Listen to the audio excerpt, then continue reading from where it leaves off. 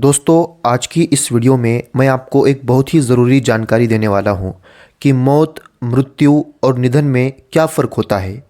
लेकिन आज तक आप यही समझते आए होंगे कि इन तीनों में कोई फ़र्क नहीं है।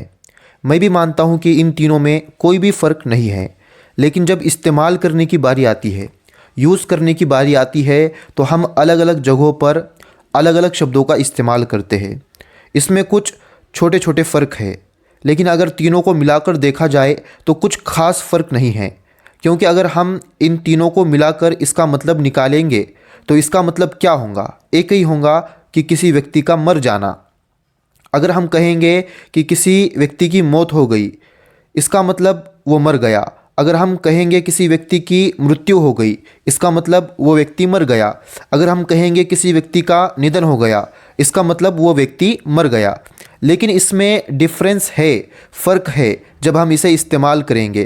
क्योंकि हम ऐसा नहीं बोल सकते जिस व्यक्ति की मौत हो गई उसकी मृत्यु हो गई, क्योंकि मौत एक अलग चीज़ के लिए इस्तेमाल होता है, प्रयोग होता है।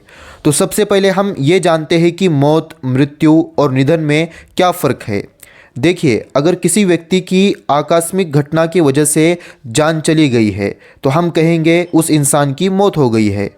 आपने टीवी पर, न्यूज़पेपर में कई बार देखा होगा, किसी रोड पर दो गाड़ियों का एक्सीडेंट होने की वजह से, आपस में टकराने की वजह से उन दोनों ड्राइवर की मौत हो जाती है।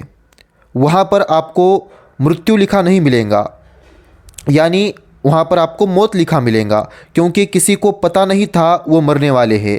ये अचानक हुआ, किसी बुरे हादसे की वजह से हुआ, इसलिए वहाँ पर मौत का यूज़ करेंगे। अगर किसी की जान चली जाती है किसी आकस्मिक घटना के कारण, जैसे एक्सीडेंट का होना, करंट लगना, पानी में डूबना, तो हम कहेंगे उस इंसान की मौत हो गई है। इसलिए ऐसे घटनाओं में मौत का प्रयोग किया जाता है। अब इसके बाद आता है मृत्यु। देखिए, मृत्यु का इस्तेमाल किसी साधारण व्यक्ति के लिए इस्तेमाल किया जाता है। जैसे अगर किसी बुज़ुर्ग आदमी की जान निकल रही है बीमारी की वजह से या कुदरती, क्योंकि हर इंसान को एक ना एक दिन मरना है, इस दुनिया से जाना है। लेकिन जब हमें पता होता है ये व्यक्ति कुछ दिन के बाद मरने वाला है और वो व्यक्ति साधारण होता है, तो उसके मरने के बाद हम कहेंगे उस व्यक्ति की मृत्यु हो गई है। अब इसके बाद आता है निधन। निधन का प्रयोग बेसिकली महापुरुषों के लिए इस्तेमाल होता है, या फिर किसी सामाजिक राजनीतिक कार्यकर्ताओं के लिए इस्तेमाल होता है, या फिर किसी साइंटिस्ट के लिए इस्तेमाल होता है। अगर डॉक्टर APJ अब्दुल कलाम की जान चली गई तो वहाँ पर ये नहीं कहेंगे कि डॉक्टर APJ अब्दुल कलाम की मृत्यु हो गई है, बल्कि उनके सम्मान में इस तरह कहेंगे कि डॉक्टर APJ अब्दुल कलाम का निधन हो गया है।